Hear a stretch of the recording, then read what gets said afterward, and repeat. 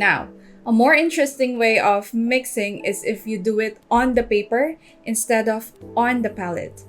Let me show you how it looks. Say I wanted to mix an orange. I'll go for the lighter color first. I will paint it directly on the paper. Rinse my brush, load it with the second color, which is permanent rose, and then mix it on the paper.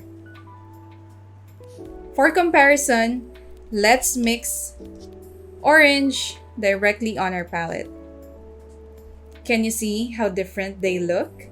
Now let's try painting pink first, and then mix in yellow. They look so different, right? Now let's try it on this orange. I am more confident when I start with the lighter colors first, so I will paint this with yellow. Again, this will look different depending on the amount of pigment that you use. Of course, if you use a stronger yellow or a stronger pink, you will achieve a different look than what I am doing right now.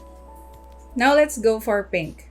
This technique is kind of interesting because you can see more movement on your paper and you'll see hints of yellows and pinks. I'll just add more pink on this side because the shadow is on the left side, so it makes sense for this to be darker. That's it. Okay, you might be curious how this looks like on the previous examples of a tree, a tulip, and a simple portrait. So let's take a look. I love how the portrait looks, the mixing of the colors.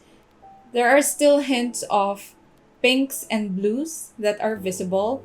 The same goes for the tulip and for the trees, but I think I needed more texture on the trees and I should have added more layer, but overall I like how the colors seem to be playing with each other with this technique.